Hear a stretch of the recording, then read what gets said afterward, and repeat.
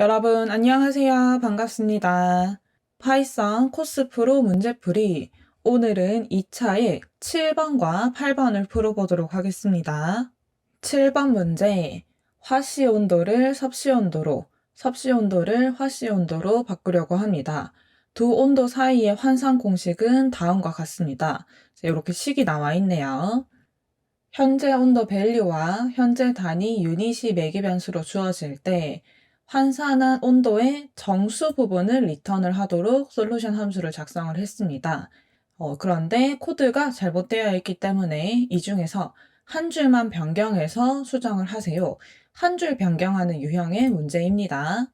매개 변수 설명과 리턴 값 설명을 보면 유닛은 화씨 온도의 F, 섭씨 온도의 C 둘 중 하나로 주어진다고 합니다. 그럴 때 각각 밸류를 받아서 변경을 하라. 밸류는 마이너스 460 이상 1000 이하의 정수입니다.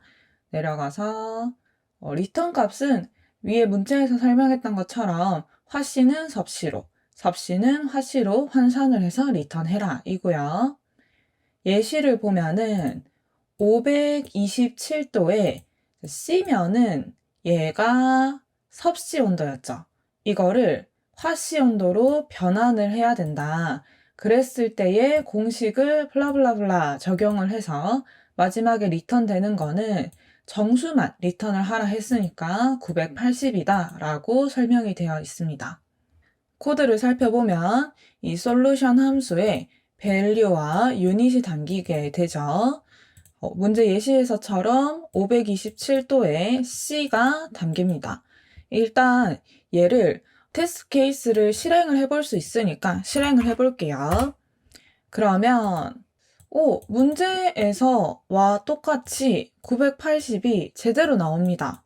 그런데 무엇인가가 잘못은 되어 있겠죠. 여기서 차라리 숫자가 틀리게 나오면은 그거를 유추를 하면서 이 솔루션에서 어디가 잘못됐나 파악할 수 있는데 지금 오히려 정답이 똑같이 나왔기 때문에 이 솔루션 함수를 하나하나 찬찬히 뜯어보겠습니다.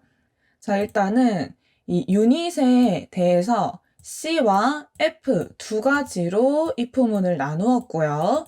그때에 사용되는 공식은 여기에 있는 수학 공식이 사용이 됐겠죠.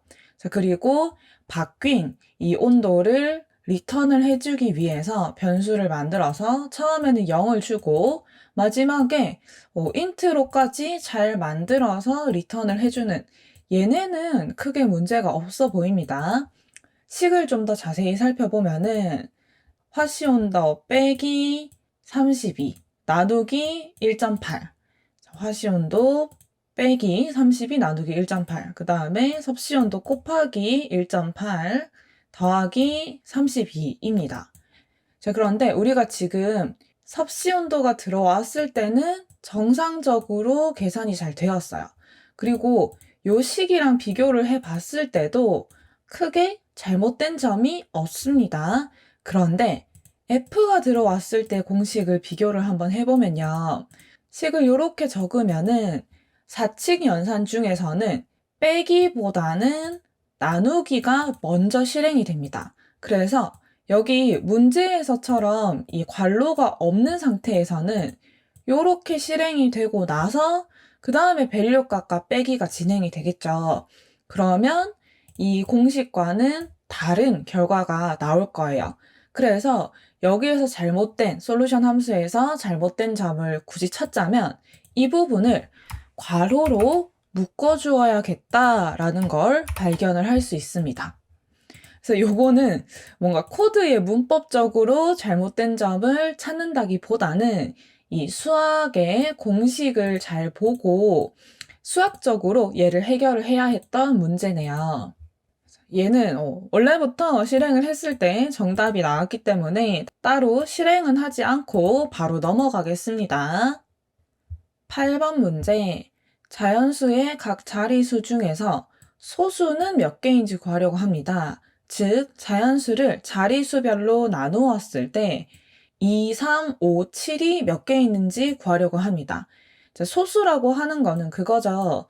약수가 자기 자신과 1, 두 개밖에 없는 수.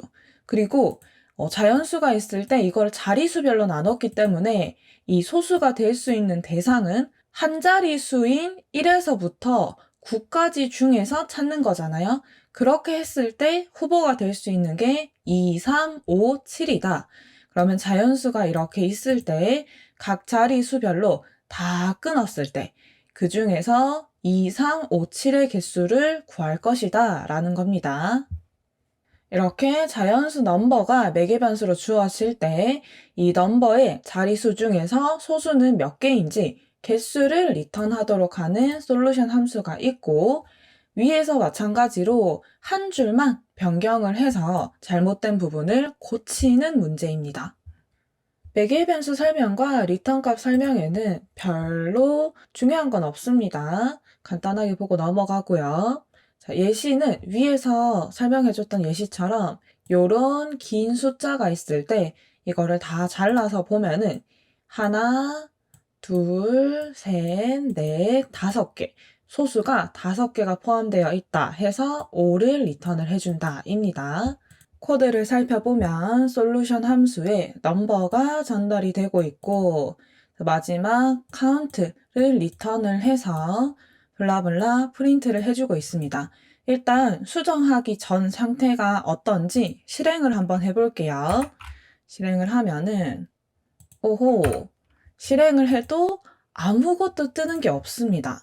좀 많이 이상한 상태예요. 왜냐면은 이 솔루션 함수를 작동을 시켜서 리턴되는 값은 없다 치더라도 이 프린트는 작동을 해야 되거든요. 여기만 비어 있고 나머지 글자 부분은 작동이 돼야 되는데 아예 아무것도 안 찍힌다라는 것은 이 솔루션 함수에서 while문이 보이고 있는데 여기가 무한 반복을 돌거나 정상적으로 종료를 하지 못해서 이 밑에 있는 프린트문까지 실행을 못하고 있다라는 상황이 됩니다.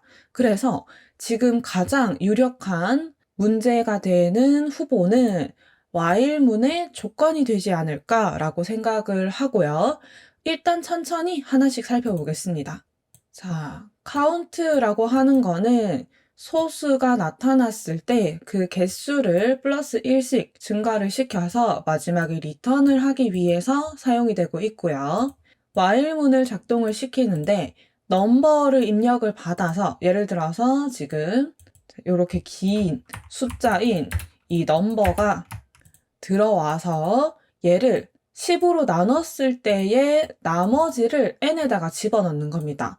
이렇게 되면은 지금 숫자에서는 마지막 끝에 있는 한 자리 1이 n에 들어가게 될 것이고 검사를 하고 나서 이번에는 나누기 10을 해서 넘버에다가 다시 저장을 해줍니다. 이렇게 되면은 여기에서 끝자리가 하나 숫자가 사라지게 되는 거예요. 나누기 10을 해서 목만 가지고 왔으니까 그 다음에 while문이 돌아가면서 다시 한번 10으로 나눴을 때 나머지 값을 찾으면은 이번에는 그 한 칸 앞에 있던 이 3이라는 숫자가 n에 들어가고 그 n을 소수인지 아닌지 검사하고 난 다음에는 다시 끝자리 하나 자르고 그 다음에 이번에는 5를 가지고 검사를 하고 요렇게 점점 한 자리씩 나눠가면서 끝에 있는 거부터 계속 검사를 하는 겁니다.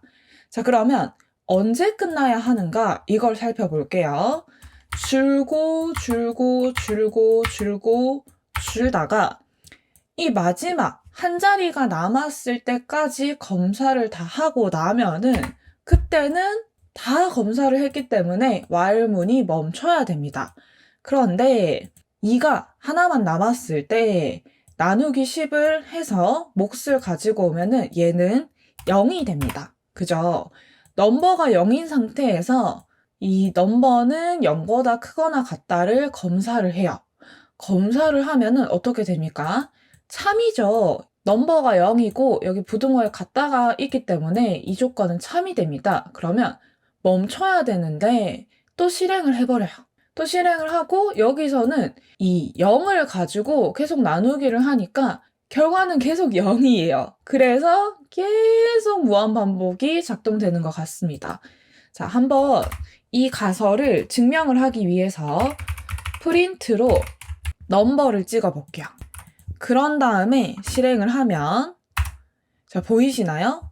자, 제가 멈췄는데 강제로 위로 쭉 올라가다 보면은 처음에는 이 넘버가 끝에 자리가 하나씩 사라지면서 잘 계산이 됩니다. 계산이 되다가 한 자릿수가 남고 그 다음부터는 0이 되어서 쭉 0으로 무한반복을 겪고 있는 것이죠. 자, 그러면 이 조건에서 요 같다를 빼버리는 겁니다. 그랬을 때 0이 되면은 이 조건이 거짓이 되니까 while문을 탈출을 하게 될 거예요. 이 상태에서 다시 한번 실행을 하면 문제에서처럼 반환값은 5이다 라고 제대로 계산을 해주는 걸 볼 수 있습니다. 그래서 고쳐야 하는 부분은 여기 이 while문의 조건 부분이었다. 자, 근데 제가 요거를 답지를 확인을 했더니 답지에서는 요렇게 아예 넘버만 남기고 부등호 자체도 없애버렸더라고요. 요렇게 해도 0일 때 거짓 판단이 되기 때문에 우리가 짠 코드랑 똑같이 작동을 합니다. 어쨌든 이 while문의 조건을 넘버가 0이 되었을 때 멈추도록 하는 게 목표다라는 거 이해가 잘 되시나요? 자, 오늘 이렇게 7번, 8번 두 가지 문제를 풀어보았는데 둘 다 잘못된 곳을 한 줄만 고치는 문제 유형이었습니다. 요런 문제 유형은 제가 보여드렸다시피 우선 한번 실행을 해서 결과가 어떻게 잘못 나오는지를 보고 솔루션 함수로 가서 추측을 해서 풀어보는 게 훨씬 더 빨리 문제를 해결할 수 있는 방법이에요. 자, 그러면 오늘의 강의는 여기까지이고 우리는 또 다음 시간에 만나요. 안녕!